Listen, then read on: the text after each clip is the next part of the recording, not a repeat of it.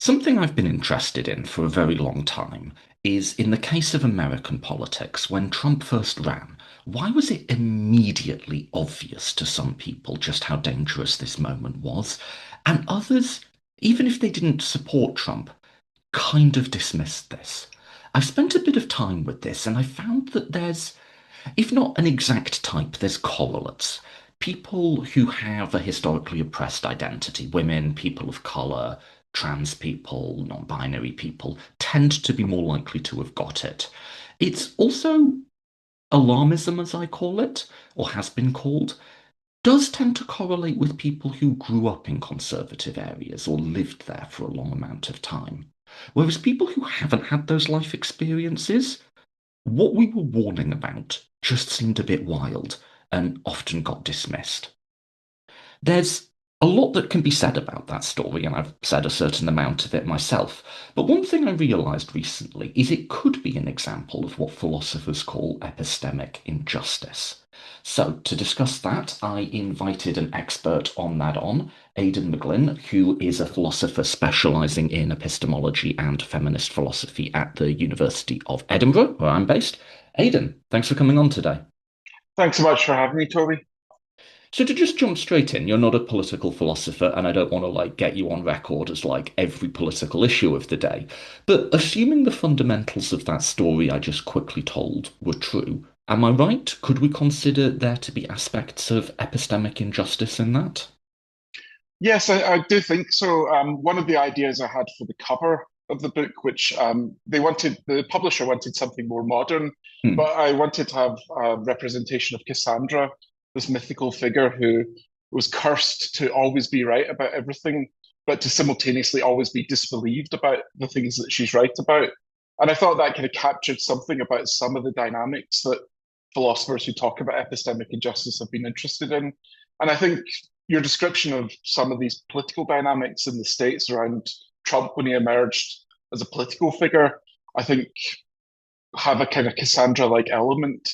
I think part of that is that the groups that you mentioned I, was I find that perhaps you've not read my Cassandra article, have you? You no, I haven't. Is that a parallel you've drawn? I've drawn that too, not to Okay. blow my own hole, but you are far from the first person to think of that to have that, which shows we're all kind of on the same page here. Anyway, continue. Yeah, I was going to say, I mean, you mentioned certain groups, maybe certain groups who've had certain kinds of experiences of growing up under oppression or witnessing it around them, may have have seen the risk of Trump much earlier, but they're also precisely the kinds of groups of people who might be least trusted on these kind of issues. They're the groups where they're likely to suffer from prejudices on the basis of race and gender, not gender conforming. So I think these may be the people who are best placed to see the risk of Trump, but they also largely belong to groups who are the least likely to believed when they spoke on those risks. So I think that was part of it was that the identities of the people speaking were a part of why they might not have been taken seriously, and that also gets tied up with what they were saying. I think the content of it may just have been quite easy to dismiss for some people. You know, he was a game show host. Was he really some kind of authoritarian figure who was going to trigger World War III? And I think what people were saying may seem to some to have been not really that credible. It just seemed like you could just rule that out. And I think you've mentioned people who grew up or spent a lot of time in particular um, under particular political regimes. So you know, spending a lot of time in a conservative state in the US may have had a better feel for these figures who come across as maybe ridiculous and easily dismissed as a threat, actually doing serious damage. Yeah, that seems really correct to me, both sides of that, that we almost seem to have created a society where for certain types of risks, the people most likely to identify them are the people least likely to be believed about them, which just in itself doesn't seem like a sort of optimal mode of No, having a social conversation. yeah, So to pass that out a bit, when we say, let's just start with the first word of the phrase epistemic. What is that's a philosophy word. Do you have like a quick definition of that for us? No, I think is the honest answer. I guess to the extent we could give a quick definition, it would something like tied to knowledge or kind of tied to epistemology, which is the study of the epistemic, but also it's sometimes seen as the theory of knowledge. Um, I've always had, this isn't my area of philosophy. I've always just had like theory of knowledge in my head. Like if someone says, if I say my epistemology is this, I mean like, if I'm saying my epistemology is XYZ, XYZ are like how I would evaluate whether I know something or not. Something to that effect, roughly and inexactly. yeah, and some people do use the term knowledge to cover everything that epistemologists are interested in. I'm not one of these people. So my first book before the one on epistemic injustice was on the centrality of knowledge to epistemology, arguing that it wasn't as central as some people think. And one reason is that there are all kinds of other things that we value and talk about, which are things that epistemologists are studying and are interested in, but which aren't knowledge, or if they are, they're disguised. And these are very familiar: wisdom, Hmm. understanding. So these are things which epistemologists are interested in. Maybe those turn out to be a form of knowledge, but not obviously so. And so I think we want to um, take account of those. Expertise, evidence. So So could you I say perhaps more broadly the processes through which we form opinions and understandings of the world, maybe? that would do. I mean, yeah, as a philosopher, people will nitpick at that, but it seems like a good, accessible way of characterizing what it, what people have in mind when they talk about the epistemic and what it is that epistemologists are interested in. Yeah, I'd be happy with that. So to bring it back to the case I started with, if you look at the processes through which people form opinions and understandings of the world, there were clearly different processes by which people evaluated Donald Trump when he first ran in 2015. Some people thought he was great. Some people thought it's a buffoon, but it won't be that bad. And some people were like, oh no, this is really, really bad at all. People were clearly using different toolkits there. Yeah. So they'll have very different assumptions about what sources of information in the world are trustworthy. They may have had very different experiences of the world. So you mentioned that members of certain groups may have had insights into Trump's character and what he might, how seriously to take some of the things he was saying, because they may have had experiences of hearing that kind of language from other people. And then there's also the dynamics around the kind of Cassandra point that the people who've processed those information in different ways, they had different sources that they were drawing on and maybe different interpretations of what was happening. But then also the identity of those people seems to play a role in who gets trusted. So when certain people sounded the alarm on Trump, as we said before, they weren't taken seriously because they were trans or they were black or they were women or they belonged to some group which prejudices tend to kick in for a lot of people. So even if there were differences in terms of who they were getting their information from, and then there were kind of differences in who was being trusted and what opinions were allowed to be taken seriously in that moment. Some people were sounding the alarm, some people were trying to minimize the risk, and the minimizers tended to get a lot more uptake in the Hmm. discourse than the people who are sounding the alarm, as we've talked about for different reasons. There was definitely a dynamic in which it's not as if, people raising the alarm were a tiny minority. There was a decent chunk. Yeah. I think it definitely was the case that people within traditional power structures, so like not maybe all journalists, but like the people who own the New York Times or like you know, these sorts of figures, they were much more sympathetic to the sort of anti-alarmist view and tended to elevate that. Could that be another form of epistemic injustice, just like the types of views and perspectives that are palatable to the people with the power to amplify them? Um, I think it could be. Philosophers have tended to focus in on examples involving relatively small groups of people. Mm. So particular interactions. So a kind of paradigm case might be something like a patient and a doctor interaction, where the Mhm. patient reports their symptoms and maybe gives some kind of um, tentative diagnosis of themselves, and the Mm. doctor just kind of shuts them down. And they're really difficult questions about when we're looking at a case of a patient really being the epistemic authority, the person who has the knowledge and understanding of the situation and is being unduly shut down by the doctor, or Mm. when the doctor is just exercising medical judgment correctly. And from the point of view of the patient, it might feel very dismissive, but actually, it's really what they need to hear. So that's kind of interaction between two people with some power dynamics kind of built into it. How you kind of scale that up to a picture of um, what opinions might be palatable to the people in power in a society, I think it's a little bit tricky. Um, it's a toolkit that's mostly been developed on a kind of smaller scale. Um, so I One think point, it's one point I've made though is I do think there's analogs. So to take the parent doctor case, I assume you're familiar with there's reasonably good data to suggest that in medical settings, women's pain is taken less seriously than yeah. men's. That they tend to get underprescribed and so on. I don't know if are you familiar with that?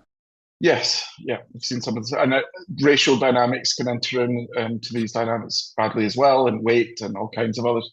Yeah. Yeah, So one of the things I argued is that on a societal level, you kind of see something similar in the same way as women's pain is taken less seriously, women's fear is taken less seriously, because liberalism, the Democratic Party, the political left is female coded and the right is male coded.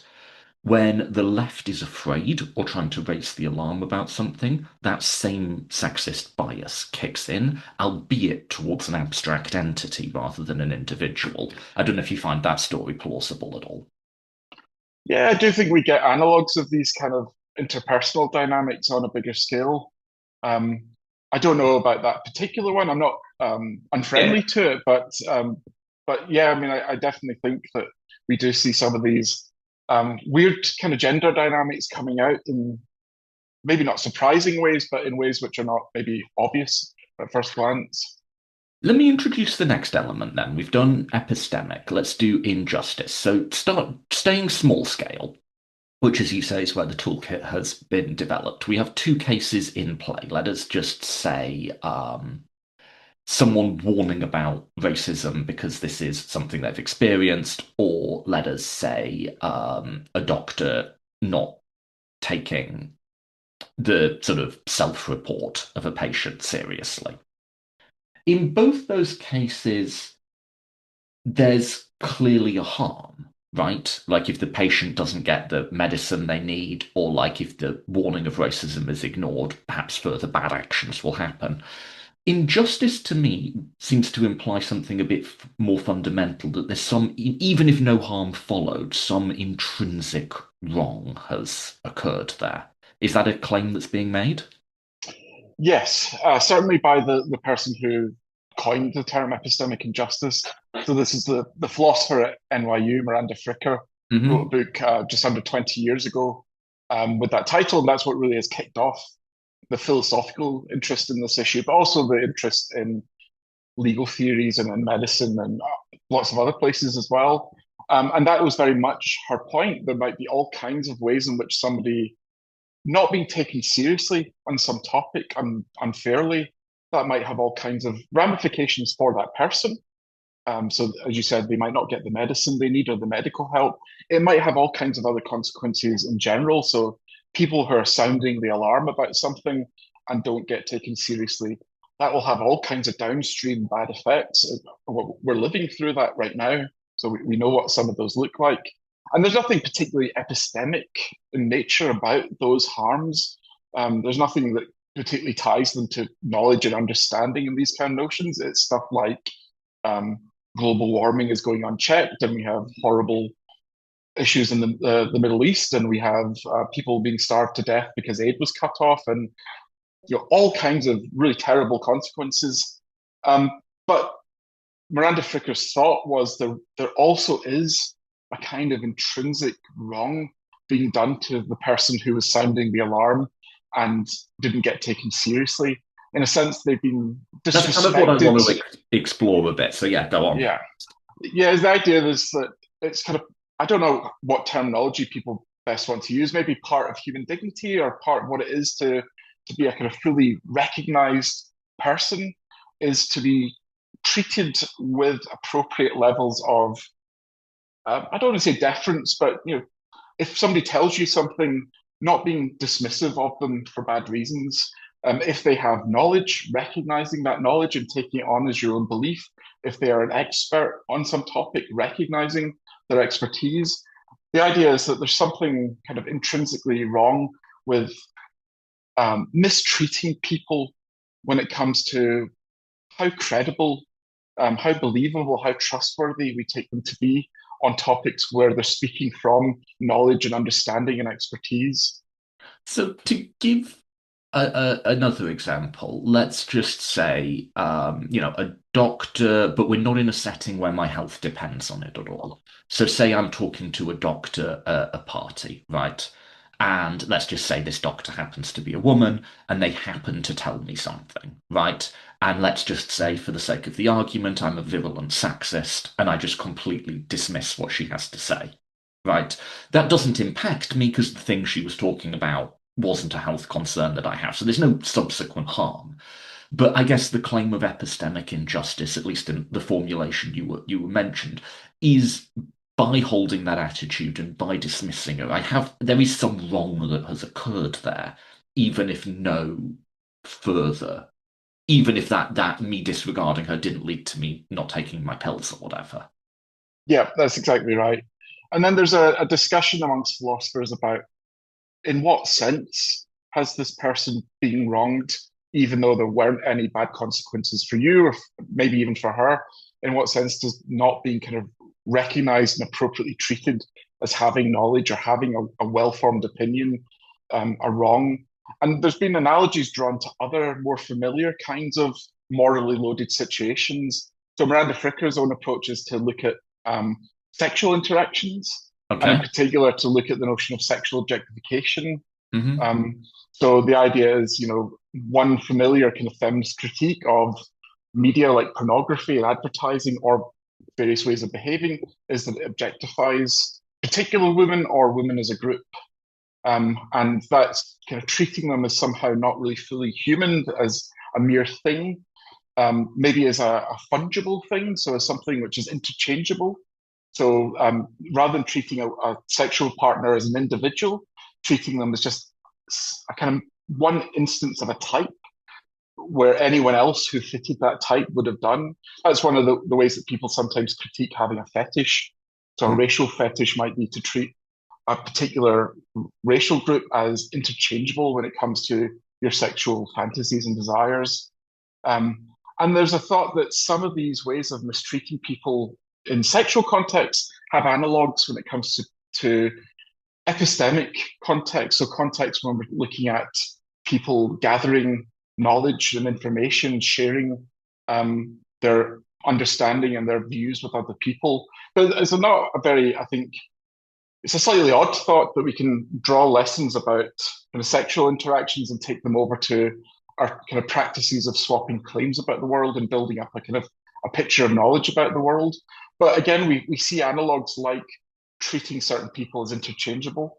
So Mm. just as it seems like maybe treating, failing to treat somebody as really an individual in a sexual context might be bad, you could also kind of not treat a person as having anything distinctive to contribute as just being a member of some or other group. Yeah. Um, or you might, in Fricker's example, she thinks that sometimes when we don't listen to what a person's saying, when we dismiss them in that kind of Cassandra-like way, we're just treating them as an object in the sense that we're not really treating them as a kind of, she calls them an informant, as somebody who's able to share their knowledge about the world. You're just treating them as like a thing out there in the world from which you can maybe gather some information. So she gives that example of a felled tree. So a Mm. tree, once it's fallen, you can get information from a tree. For example, you can get information about its age if you have the right background beliefs? Do you know the correlation between the growth rings on the tree and the number of years the tree has been around? And you can get all kinds of more subtle information from the tree if you have other, a kind of better theory. And likewise, there are ways that we can pick up information from people. I can infer that it's wet outside if you come in with an umbrella and you're dripping wet. But you might have thought that when you tell me something, when you make a claim about the world, when you vocalize your knowledge to me, trying to pass it on, you're not you're not like a tree. It's not that I meant to just kind of make inferences about things. You are informing me about the world. And Fricker's thought was when somebody's trying to inform you, they're trying to share their knowledge about the world, and you are closed off to it for bad reasons, you're just kind of treating them like a felled tree. Hmm. So you don't accept what they have to say. You don't take what they're saying at face value and trust what they're saying. You might actually form some beliefs on the basis of what they're saying, but that's much the way you treat the tree. You're not really treating the tree's not an informant. It doesn't share any knowledge with you. It's just that you can make inferences from it. And her thought was there's a kind of objectifying way of treating people where you just make inferences based on how they appear and what they say without ever treating them as being able to share their view of the world with you. I don't know if this is exactly what's described, but like, I was an alarmist about Trump when he first ran, and now we're getting the same thing as the UK. I'm being a bit of an alarmist in the UK, and I'm finding a very similar process. Yeah, I find the experience, if I say reform, honestly, the Tories now, and even some of the stuff Labour's doing, is that bad and is that scary? And this is a significant deviation even from the harms that already existed within our system. Is when you're telling people, not everyone, but there's a few different responses you can get. There's kind of like a general public response and like a expert response. The general public response is kind of just like their eyes glaze over. Like what you're describing is just too far outside their imaginative range to really contemplate. Like it's a bit like if you say, oh, and now there'll be a fleet of unicorns in the street. Maybe like genetic technology has got to the point where we can actually do that, but it's just not, it doesn't feel real. I can somewhat be okay with that. The one that I think maybe there is some sort of sense in which an injustice is being done is when I'm talking to people who should know better, who have the requisite political knowledge to actually be able to properly evaluate my claims. I think it sort of feels like as soon as you start talking, you get put into a box. And that box is like, if I'm talking to someone in the Labour Party, they will, I think, put me in a box of Corbynite lefty student politics, doesn't know anything about the world. And I just sort of don't like annoying loud, but doesn't know anything, right? No matter how, measured I may be in my interpersonal affect, no matter how much data I may be able to bring to the table to back up my view, I'm in that box. And once you're in that box, they're just incapable of hearing anything you have to say. That sort of feels like a not wholly dissimilar story to the tree story. And if not perhaps the most serious injustice in the world, it does feel like there's something a little pernicious there. yeah, and I think we mentioned a couple of times that it tends to be particular groups who most face these kinds of situations. Yeah. So it'll tend to be people who are in oppressed groups or racialized minorities and people that don't kind of conform to gender expectations and women and other kind of groups. Hmm. And they will tend to face these everywhere. So Hmm. it's not just one particular kind of instance of that may not seem like a big injustice, but it reminds me. I think an analogy I draw in the book is to your women being asked to smile.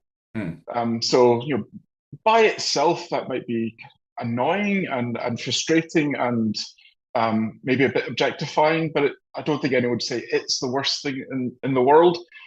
but it's part of like a kind of ongoing system of controlling women's bodies and trying to make women palatable to men. And by the 4,000th instance of being told to smile, you can imagine somebody really feeling like this is quite a serious matter, even Hmm. if the first one didn't feel like that. I think something similar happens with these dismissals. Mhm. Having what you're saying dismissed because somebody's going to put you in a particular box, and they're then just not really tuned in because they think they know what you're going to say already, or they think they know it's already false, so there's no point in really engaging that much. That's frustrating, but if it's the kind of thing that happens to you all the time in every kind of social setting you find Right. yourself in, that really starts to become a problem. And there also are just cases which are much more immediately serious, as we've talked about. So um, there are these cases where there's a lot on the line. There are going to be significant further harms if you're not taken seriously in this moment.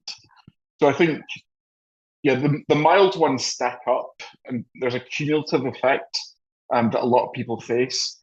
And given these further harms of being dismissed can be so significant in the medical case, for example, if you don't get the treatment you need, um, even a single instance can be really quite damaging for a person's well-being and for their life. It seems, I don't know, to maybe summarize my own thoughts on this after half an hour of chat, there's maybe three broad categories of harms we could talk about. There's the consequences. So if you don't listen to someone and because that information hasn't been received, you fail to take precautions, be that not opposing a particular political movement enough or not taking your medicine or whatever it might be, right? There's like second order consequences. There's then this aspect of like discrimination and the way this epistemic injustice tends to fall on some groups more than others. And I think we might have fairly strong moral reasons to think that sort of systematic discrimination is wrong.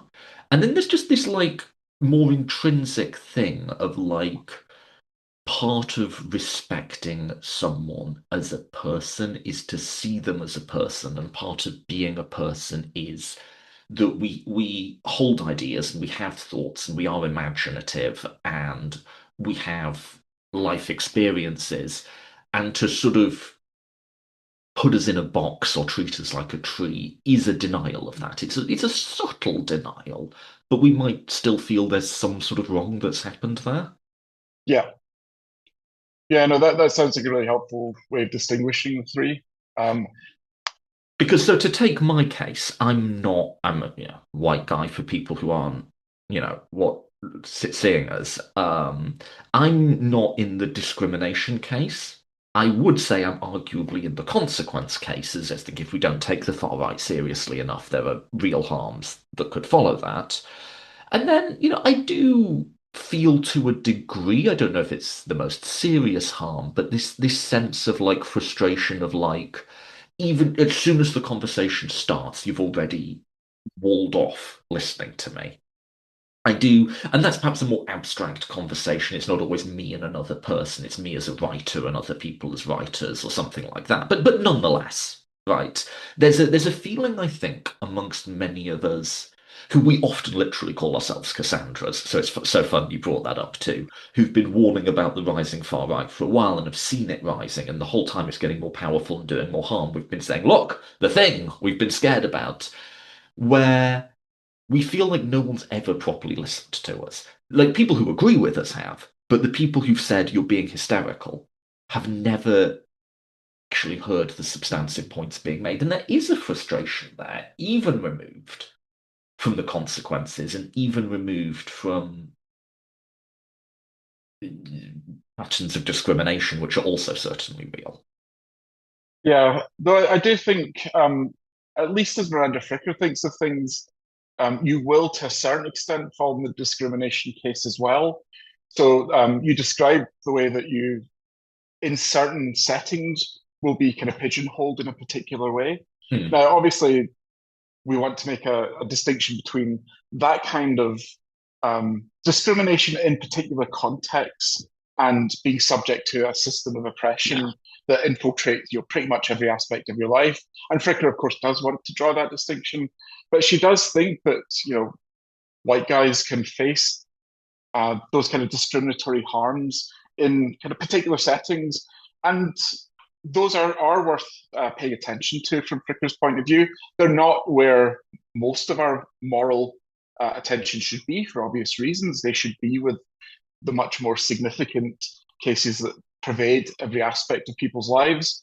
But she does, I think, quite distinctively think, compared to some other philosophers, think that we do need to pay some attention to these more local dynamics where people who belong to groups which are typically privileged may find that in certain settings they're not. And again, that can have quite dire consequences for people.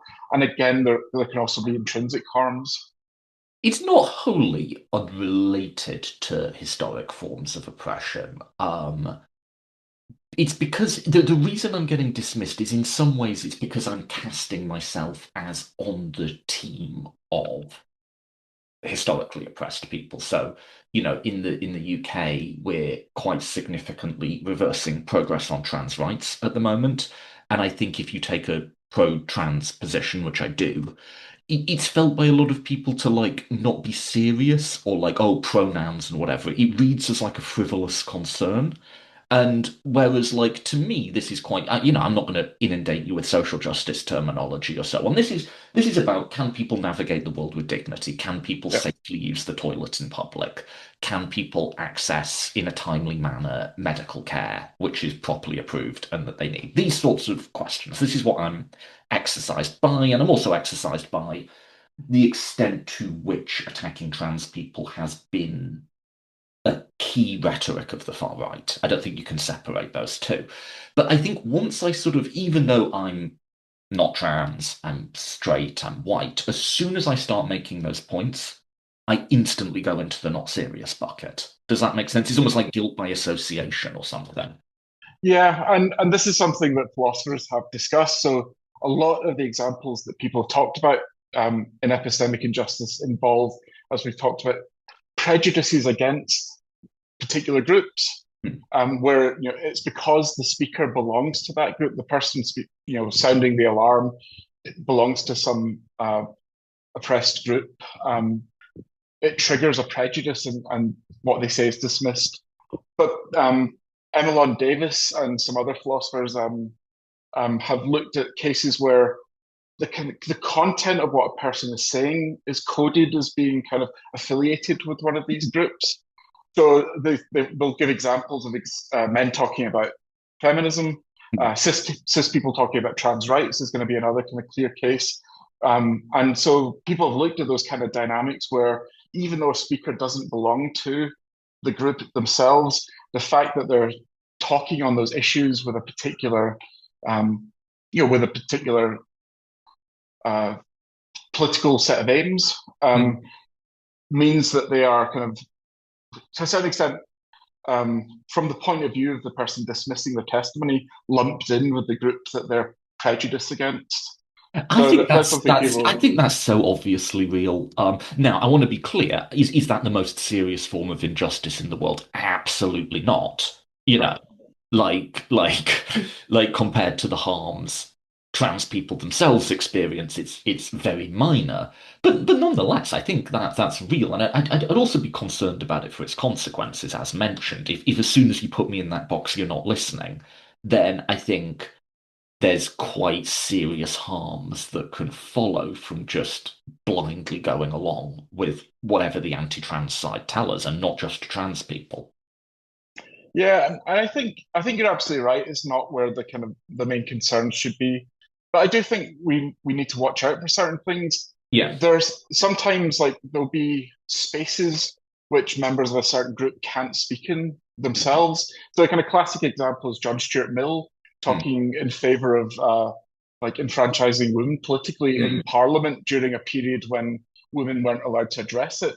So these are tricky dynamics. He was using his ability to talk in that space when others couldn't on behalf of trying to ensure that members of that group were going to be able to talk in that space in future and that their rights and needs were represented. But if the content of what he's saying can mean that he's not really taken seriously, that kind of lessens the ability of somebody in that role to speak on behalf of a different group, a group which is currently not capable of um, being heard.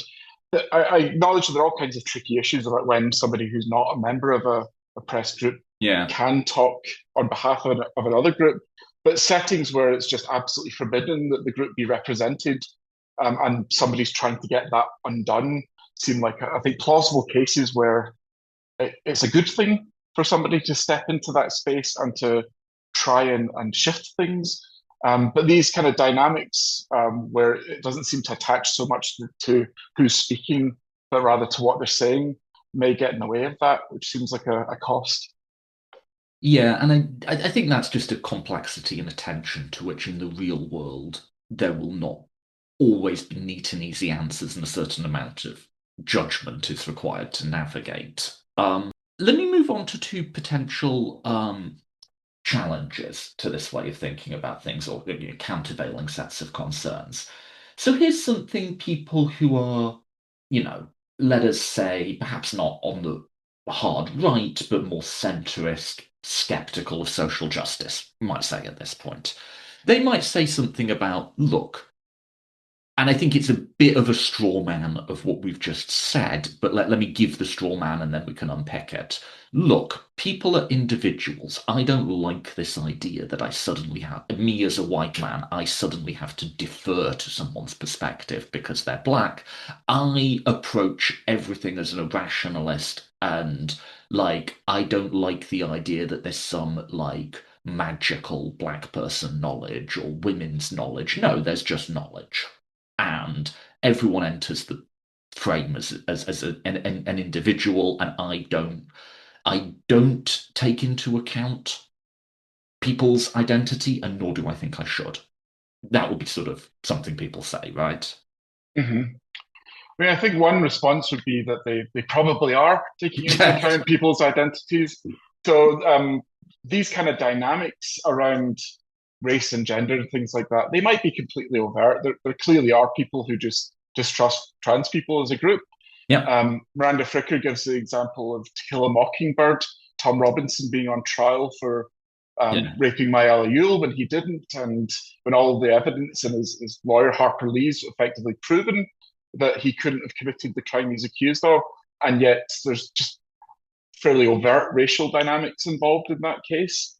That's one of the examples that she talks about in detail.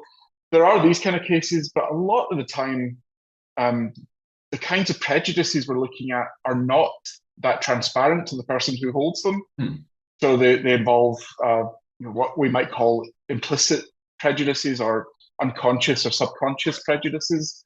And so the person who you know doesn't think they're just kind of listening to people, treating them as individuals, not putting them in kind of social group boxes, probably is, and they're just not keeping track of that, and therefore their biases are going unchecked in how who they decide to believe and trust and who they dismiss.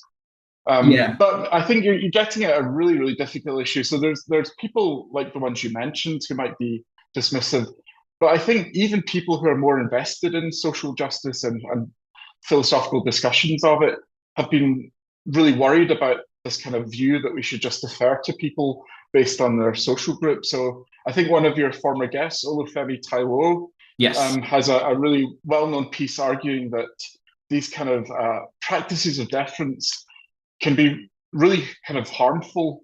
Where he's coming at it from a very different perspective. He thinks that it leads to what he calls elite capture, to the idea that the kind of elites in a particular society are going to end up just controlling basically everything. And he thinks that these kind of deferential practices have a tendency to actually increase that kind of capture of moral attention on the part of people who need it the least in their social group.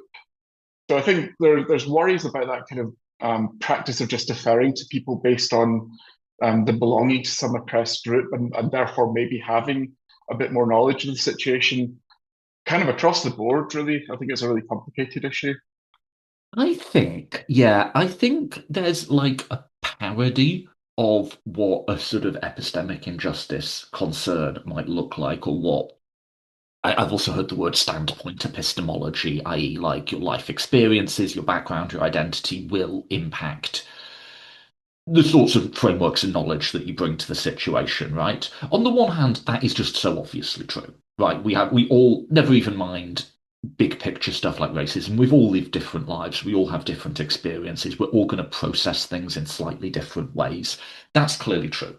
There's a stereotype of those sorts of concerns, which unfortunately, like a lot of stereotypes, does actually exist in some cases. That's what's being said is there is some innate, intrinsic black point of view. You know, that this is not a population of individuals who share one attribute, but also have different attributes that they may not share, and different opinions and perspectives, of course, but they share an attribute, and it is at least worth considering that attribute.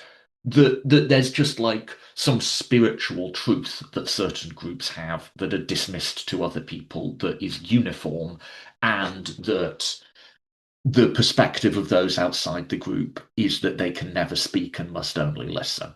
I'm putting it in a strong way just for the sake of argument. That's obviously a bit silly. It is also not something that never exists in the world, right? Like, to my mind, it's much more like it is to take my Cassandra case. It is not that there are no white men Cassandras. There's a whole load of us, right? Just overall, if I were to look at the population, I'd say it's about 70% women. It's a correlate. It's not destiny. And it's also not all women are Cassandras. Most aren't, you know? Like, it's something, it's one, the attributes we have tend to correlate, tend to predispose us towards seeing certain things. I don't think it's that as a white guy, there are these foundational truths about the world that are just lost to you. It's just like, if you haven't endured them day in, day out throughout your life, you're going to have a bit of a blind spot there. It doesn't mean you can't see through it, but it is just going to be there. But I think that more nuanced middle ground can get a bit lost. And sometimes when we start saying, listen to black women, what can be heard is that more sort of extreme and indefensible view of just like sort of innate knowledge or something. But I have heard that. I do see where people are coming from, but then I don't think that means you dismiss it altogether. That was a bit of a rant, but did my rambling make sense there? Yeah, I mean, I think there are some less extreme versions of that thought, which are a bit more plausible, but I think still objectionable. So, for example, early feminist standpoint epistemologists, so people who think that associated with oppressed groups, there are kind of perspectives on the world from which you can have uh, better knowledge or understanding of the world or less distorted picture. Early kind of feminist versions of that tended to tie it to things like experiences of being pregnant and Mm. childbirth and raising children. So there was a sense in which it wasn't like magic. It was like things that we all recognize as part of human experience, but it was very essentializing nonetheless. It kind of I, I treated women have, as, I have, and these are not politically important voices or voices that should be felt to define the entire left. I have heard versions where it is literally magic, like some sort of connection yeah, with the divine female or something. yeah, but yeah, there are these kind of, I think, a little bit more grounded ones, which I Yeah, still think are objectionable on the grounds that they seem to treat women as this group who have uniform experiences of things, when in fact, obviously, any social group will have people who have very different experiences of the world. Some women never get pregnant, some do. There's yeah. no unified woman experience, even if it's not a magical one. Um, but yeah, sorry, I've gotten a little bit lost. No, no, no. I put a lot on the table, so take up any part of it. It's like a spectrum, isn't it? And on the one side, it does shade into claims that are perhaps not that rigorous or defensible, but there's like a broad mainstream of like, yeah, of course these things matter. Yeah, I've seen other people worry as well, though, that the kind of defer to black women, they'll save us thing is kind of it. It's a way of people. kind of passing the buck, Mm, not doing the work of kind of figuring out what moral opinion to have on some topic, and kind yeah. of passing responsibility for having the right one to this particular group. And I think people are worried about that. So it's trying to get a balance between Yeah. obviously minoritized groups who typically haven't been heard in lots of areas. Dismissing what they have to say out of hand all the time is clearly going to have bad effects and there's a mistreatment of them in Mm. various ways. But just kind of purely deferring to them all the time may be a way of not really taking the world seriously and not taking them seriously. It's It's also tricky. it's also essentializing in the same way as like I think there's some people, I think probably quite a lot of people who as soon as, will immediately go, oh, angry black woman, they're going to complain about racism and I'm not going to listen. You're immediately in that box. There's also people who go, oh, black women are wise and have some wisdom that we don't, and like assume that there's one point of view which speaks for everyone who is in that oppressed category. It's perhaps a sort of more benevolent form of essentializing, but it's still fucking patronizing. And like, Yeah, you don't want to ever be like, I'm assuming I sort of know what someone has to say because they're in a particular group, you know? that's exactly the point I was trying to get earlier with that analogy to treating sexual partners as interchangeable as long as Mm. they belong to some group. The Yeah. idea was that we can treat a person telling us something not as an individual with a particular experience and point of view and particular expertise and particular vulnerabilities in terms of what they don't know as well, Mm. but as a member of some group, as if they speak for that group. Any other member of that group could have been switched out. There's a quote from Bell Hooks that I think I have in the book, which I really like, where she wrote, some people read one book by a black person and think they know the opinions of all black people. Yeah, yeah. And that sense of like treating the person in front of you as interchangeable with all the others, I think that kind of brings out the point of that analogy back to having like a sexual type, that the individual in front of you only matters insofar as they belong to that type. As a an individual human being, they kind of, the differences between them and other members of that group don't really matter to you, and that seems like a way of mistreating them. And I don't always think it's particularly benign. I think it can be really quite damaging.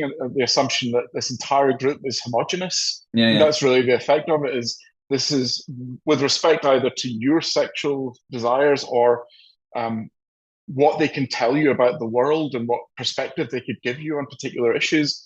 This is a homogenous group. They're not really being treated as individuals. That seems really troubling. Did I say benign or did I say benevolent?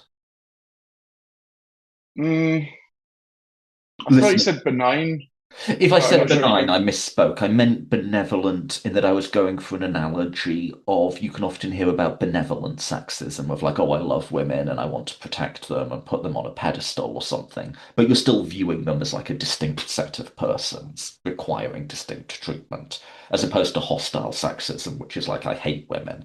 I think there's a sort of hostile and benevolent form of like essentializing groups in this way was what I was trying to say. Not that there's no harms at all associated.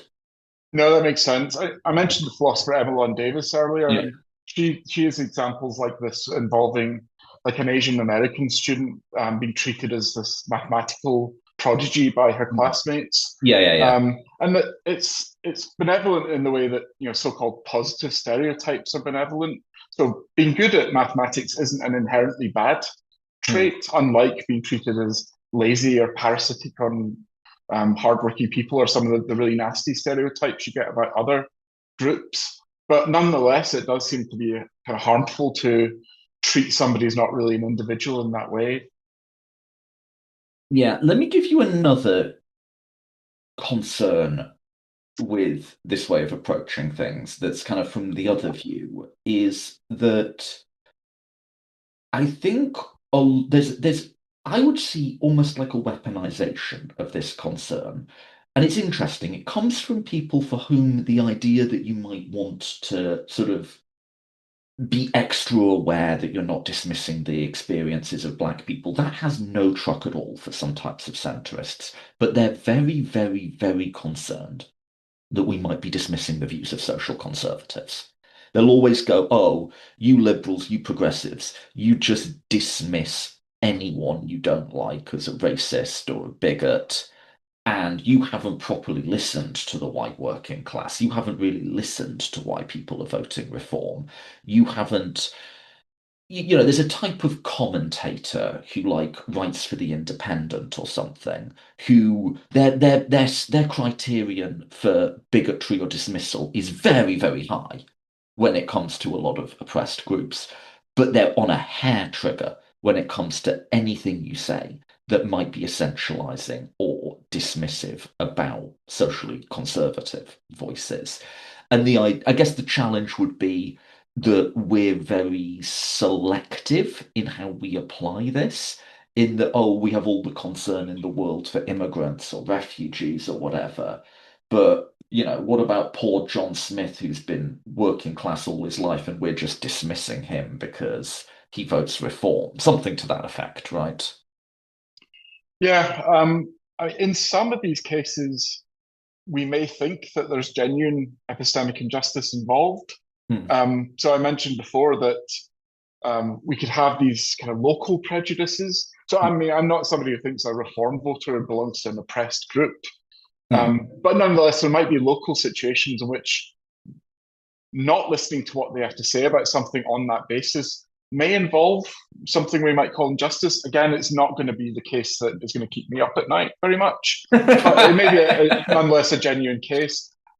But there's a different way of viewing these, which I guess is closer to how Miranda Fricker thought about it in her original discussion, which is she talks about maybe this example's out of date, but a scrupulously reliable secondhand car dealer. Yeah. So, what do we say about somebody who's her thought was like, suppose the generalization about secondhand cars salespeople is correct, that Yeah. they're kind of a bit dodgy. They're out to kind of raise prices on people and trick them into buying things that aren't in their Yeah. interests. But you've got an exception to that rule, and that person is treated as if when they give advice on cars, they are actually going out of their way to be informed and to nudge people towards vehicles that they can afford and which would well serve them. They don't talk up vehicles that are actually really not very good. They're really scrupulous, but they're a kind of minority in this group that generalization is correct about.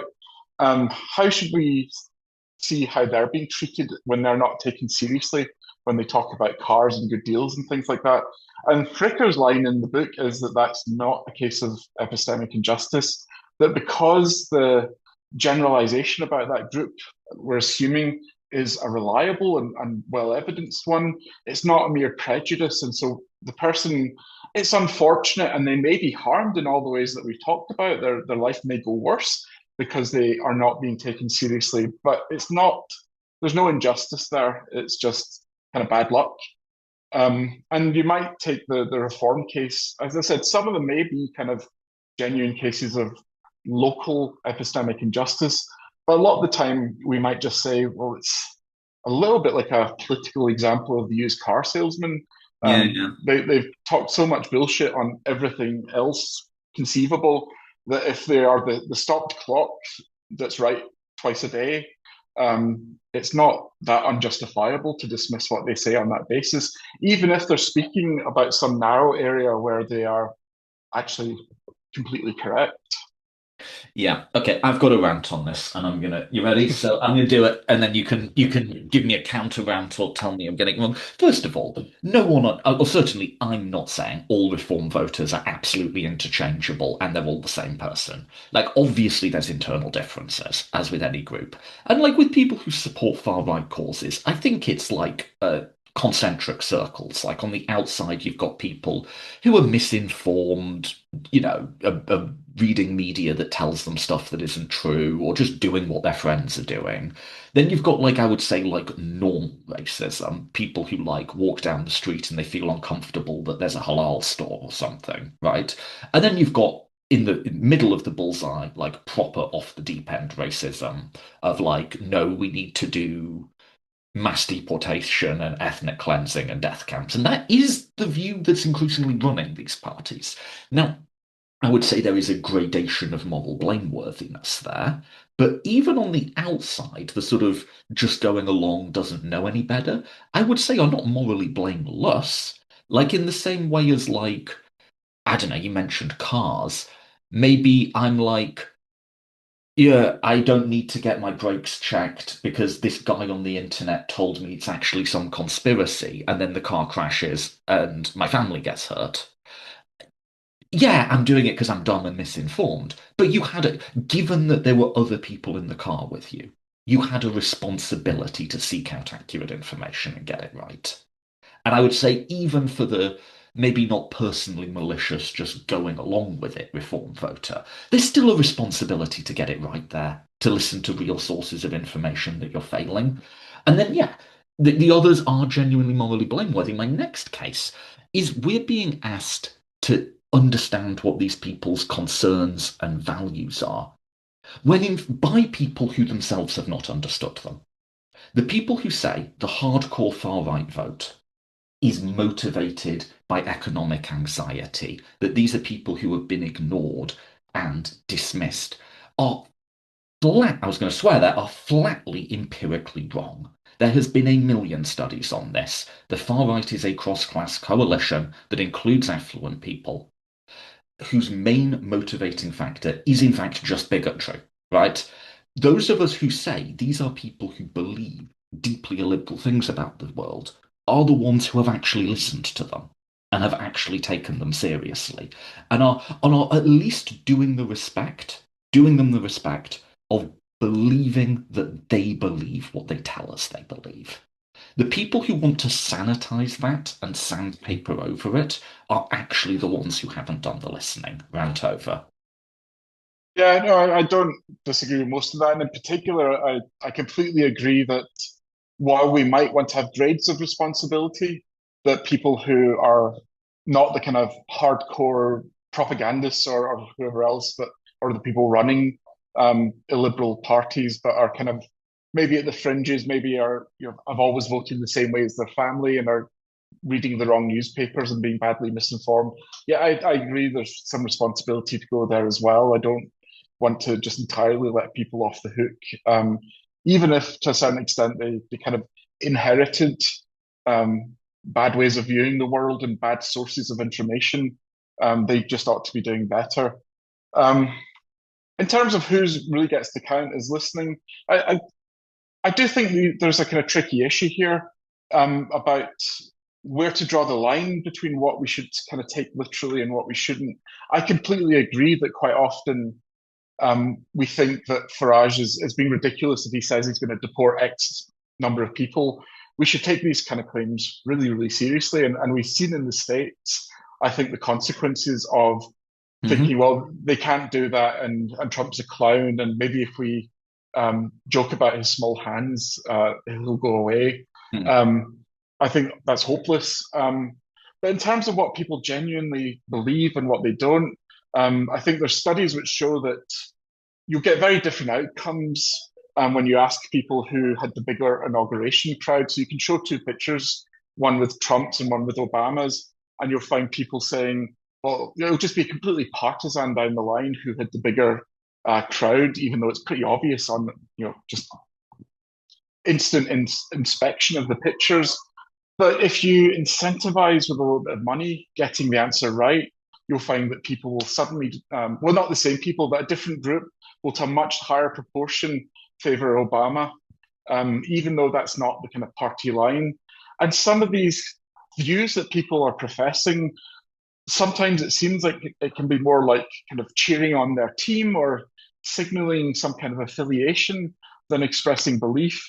And where exactly to draw that line, I think, is a really delicate and tricky issue. I think we do need to take people seriously when they basically go out on Twitter and promise atrocities quite often, which is increasingly happening, or they say something which is really deeply racist or sexist or transphobic.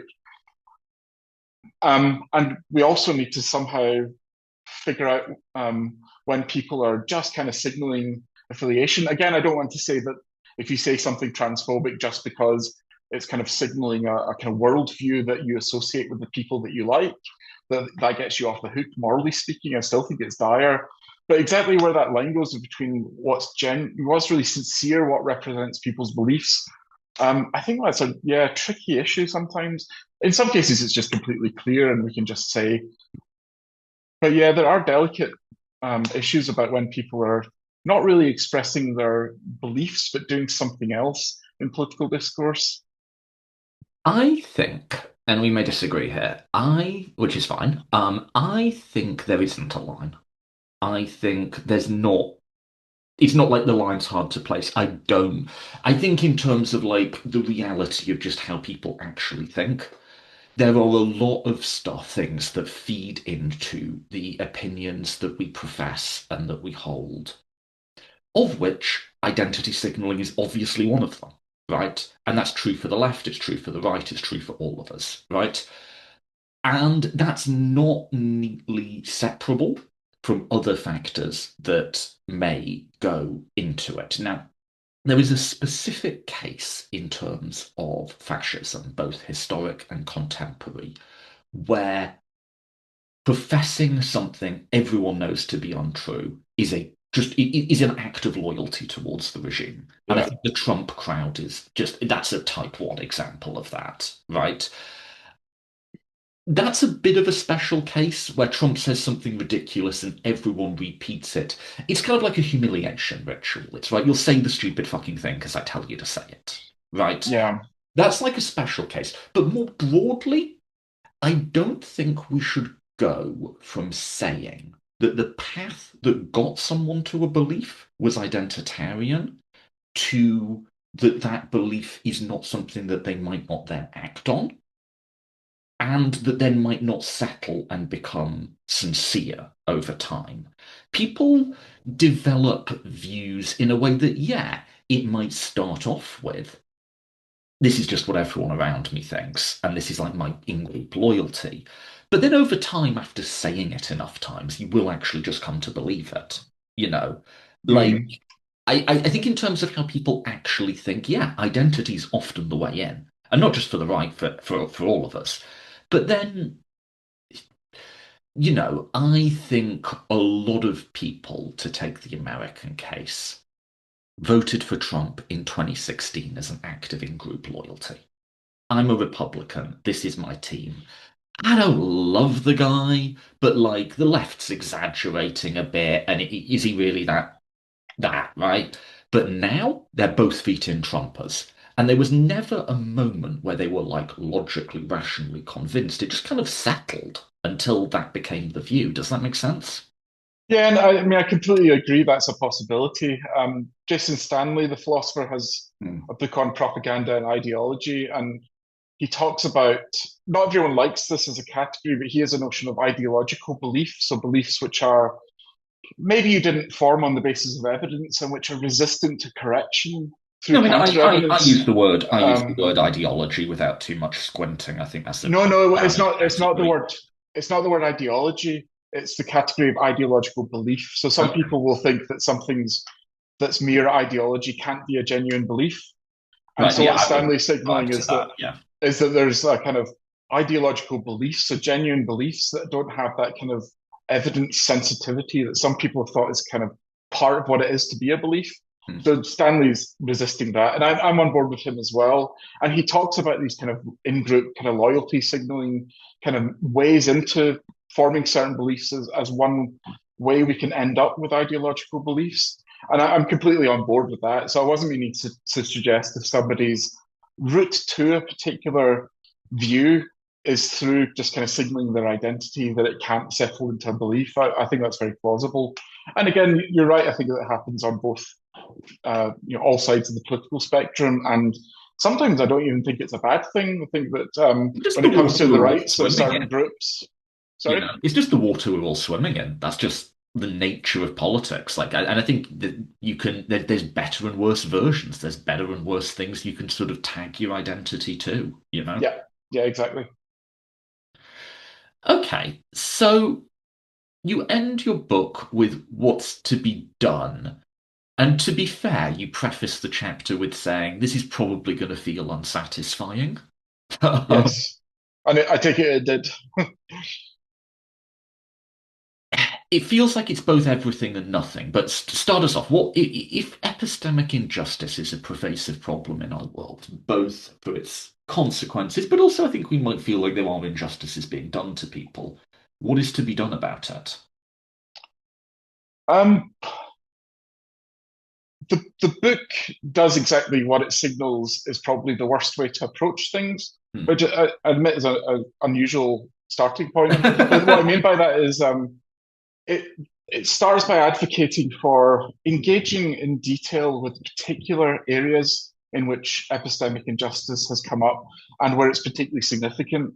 So, Hmm. for example, there's a project running at various universities in England just now, Bristol, Birmingham, and Nottingham, Hmm. called Epistemic Injustice in Healthcare, Hmm. which is very specifically focused on looking at the nature of epistemic injustice as it arises in healthcare settings and in medicine more broadly, and then thinking about what can be done there.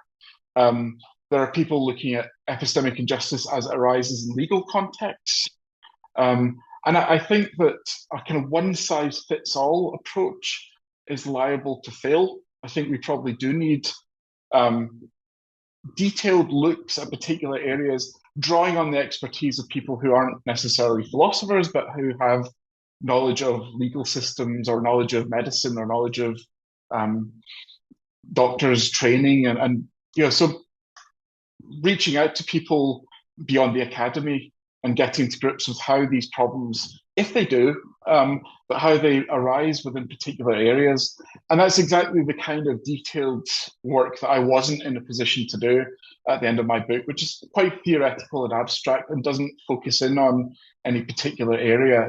It does discuss some concrete examples, but it doesn't have a kind of focus on a particular area of life where epistemic injustice comes out. So what I was left with was discussing kind of one size fits all strategies, despite the fact that really what I think you need to do is to write 14 other books with different teams of people who could really get into the details of what epistemic justice looks like in different areas. I presume there's going to be some overlap. That's why we might think of this as a unified category at all. But there'll also be differences, and the different strategies might be effective in one place and completely useless in others. It's a category of harms, right? It's like, okay, I wrote an article a while ago on the politics of humiliation, arguing as humiliation as sort of an ethical category of harms we might look at the world through. There's not an answer to like, okay, so what do we do about that? It's both interpersonal and, by my account, structural because certain types of power enable humiliation. So there's both a kind of big picture and a small picture. And I'm guessing it's the same here. Yeah, I mean, I think there's been a worry that a lot of the philosophers who've discussed this issue have been too focused in on the small ish side of things. That was So my worry too, reading your account yeah, of it. yeah, But that there's tell us been a about that first before we get to what's wrong with it. well, I think in particular, again, going back to Miranda Fricker's work, um, her suggestion for mitigation of epistemic injustice largely involves individuals cultivating certain virtues, so certain ways of kind of being excellent in the world, um, where these are going to involve um, trying to listen to people from diverse backgrounds in a way that is ideally unprejudiced, so isn't distorted. Your picture of who's trustworthy and who isn't distorted by prejudices, or where you kind of somehow take those into account and if you're listening to a member of a group that you know is oppressed, you might worry that you yourself are maybe not taking them as seriously as you should and try and correct for that, maybe give them a bit of a boost of trustworthiness or credibility. And likewise, listening to people who may be struggling to articulate thoughts because they come from a background where their experiences have tended not to be the subject of much discussion. Um, Or you're again, just it's using different languages, you're communicating in different categories and concepts, yeah, and there's the yeah, ability to exactly. do stuff in translation. So going into discussions with people in that position in a way that's open-minded rather than dismissive. So not just thinking, well, I don't understand them, so this is nonsense, but trying to uh, you know, get past those obstacles to them communicating what their view of the world is and what experiences they've had. But it's very much put on the individual. It's cultivating these dispositions to be a kind of good listener and a good uh, be receptive to people who may be struggling to be taken seriously in various ways. And yeah, there's definitely been a kind of voiced worry that this focus on what the individual who's in a presumably meant to be in a more privileged position can do to address things kind of puts the emphasis in the wrong place and has a tendency to ignore the kind of structural elements, the ways that institutions and our society can be kind of geared up um, to make epistemic injustice so pervasive. Just you doing what you yourself can do to try and counter these kind of structural forces. Um, the way that Fricker puts it herself is it's a drop in the ocean of epistemic justice to have one person being more virtuous. So it doesn't feel like it's maybe addressing the problem at the right scale. It feels, yeah, I feel like I really buy this and I really don't. So, like, I would ideologically identify as a progressive liberal, and I think liberalism has, in recent generations, been too narrow in its focus as a merely political doctrine. And I like older forms of liberalism that sort of talk about being a liberal person, that use being liberal as a synonym for broad-minded, and that yeah, like creating a good society is also about sort of creating the sorts of people who will constitute a good society, and we want a society of open-minded people, of course.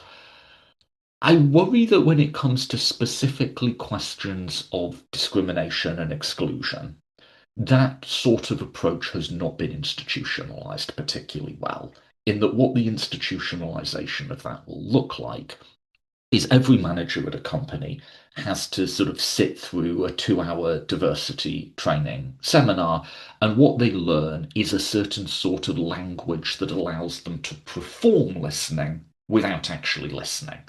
And I think a lot of people have reported this experience of like, back in the good old day, if you went and you said, I feel like this particular practice, this way we're approaching things is maybe a bit problematic, your boss would tell you to F off. Now they say, oh, yes, certainly we value diverse viewpoints and I'm listening to you, and then nothing would change. And the result's the Yeah, same either way. I've just heard that from so many people who've.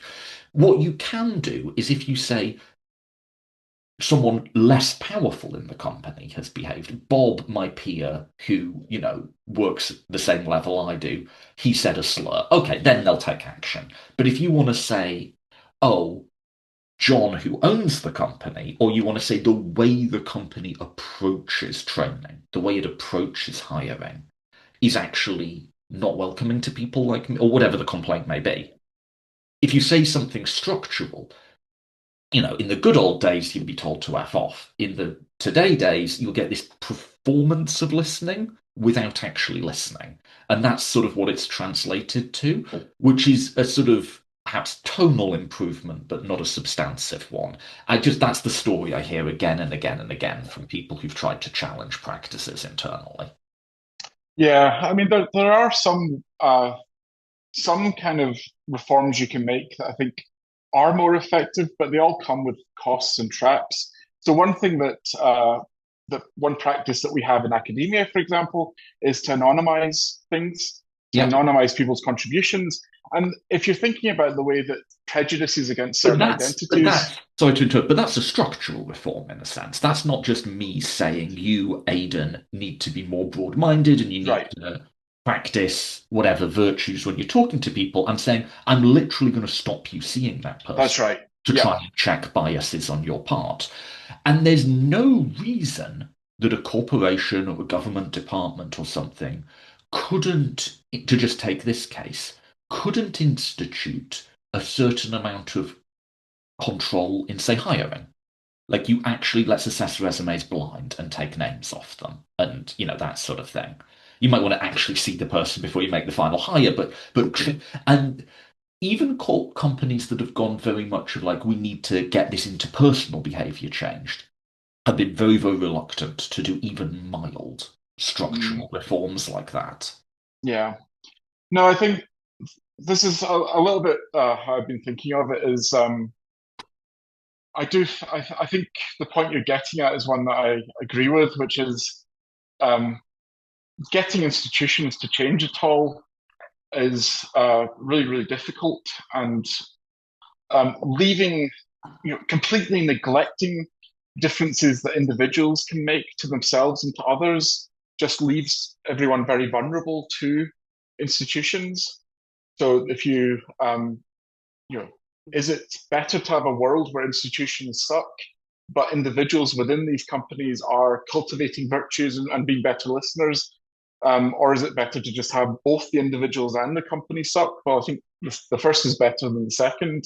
Yeah, Um, it may not be addressing the problem fully at the right scale, but it may not be that easy to do it. Certainly, it's not going to be yeah, a short-term problem.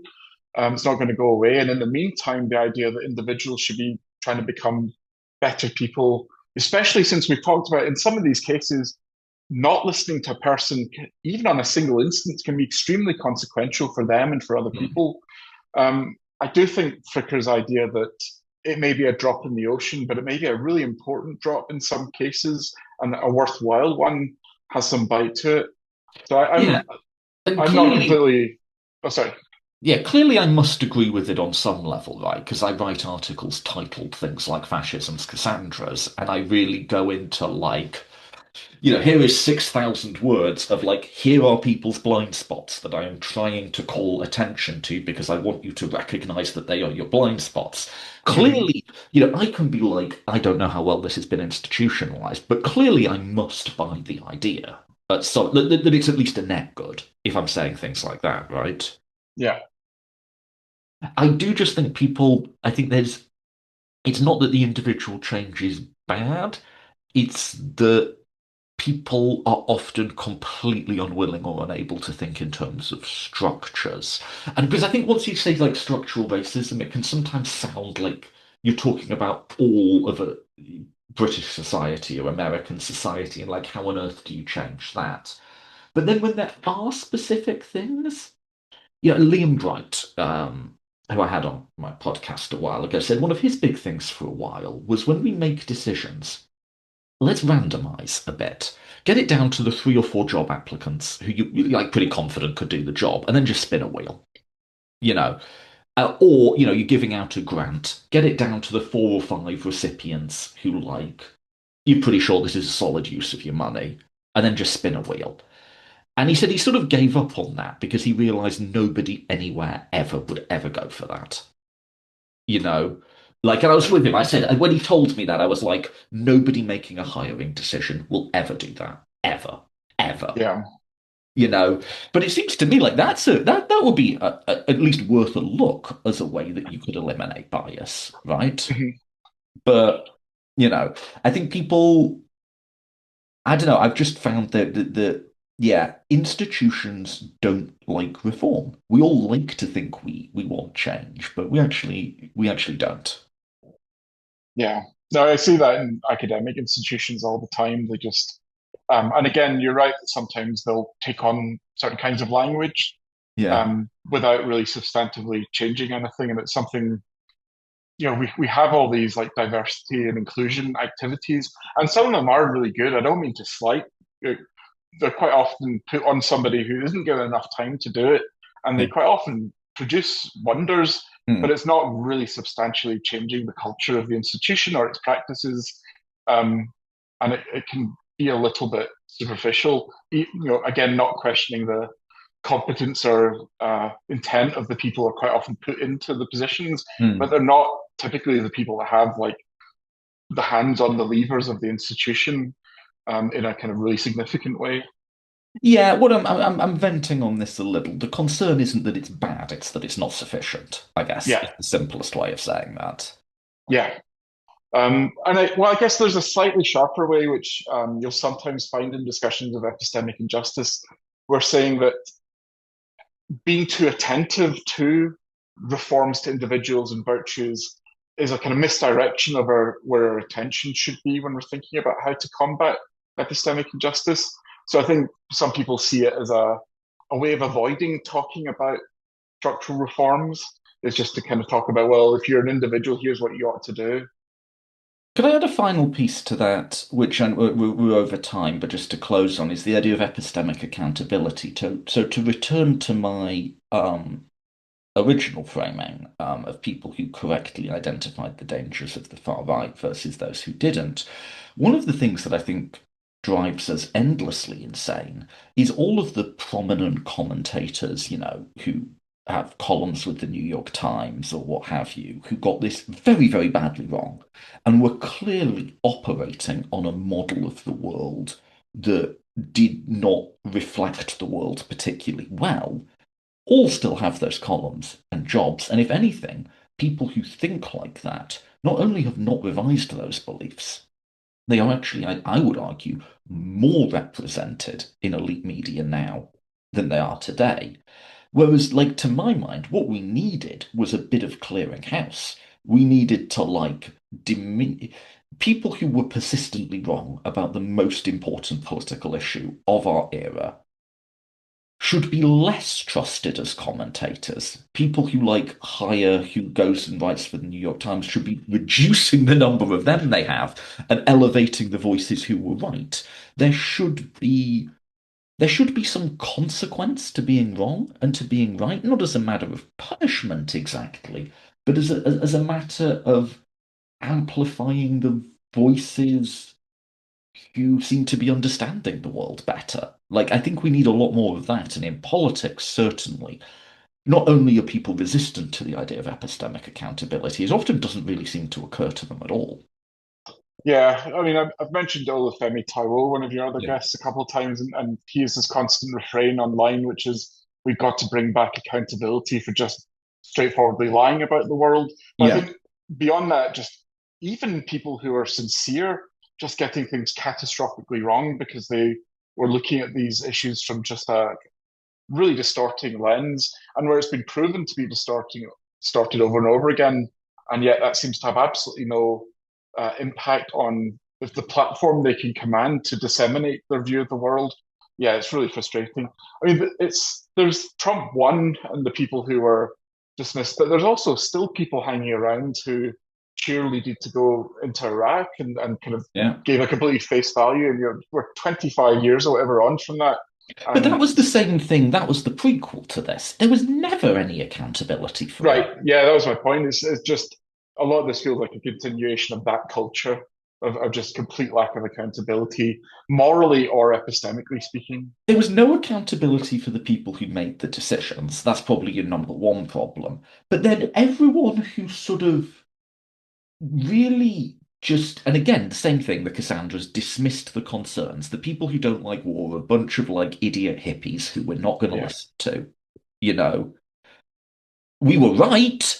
That was my first political action as a 15-year-old was an Iraq war protest. We were right, but it didn't matter. The yeah, people, John Rentoul is still chief political correspondent of The Independent, yeah, Like, there was never any accountability for that.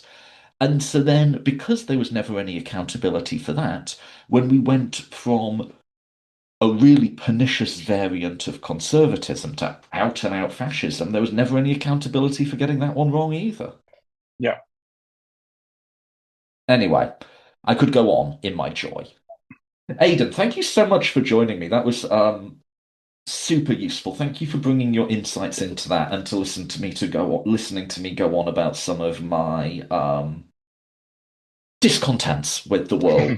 The book is Epistemic Injustice: An Introduction. Is there anywhere else you would like listeners to check out? A website? You're on Blue Sky, right?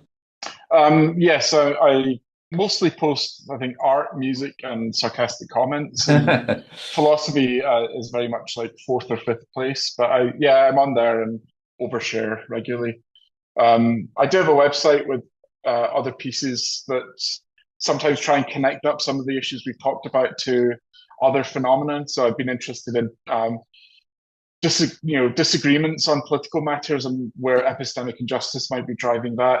I've written quite a lot on feminist critiques of pornography and where using some of the tools I discussed in the book on epistemic injustice might um, give some illumination on some of these kind of concerns. Again, thinking about some of those issues about treating people not really as individuals but as fungible, that plays quite a big role.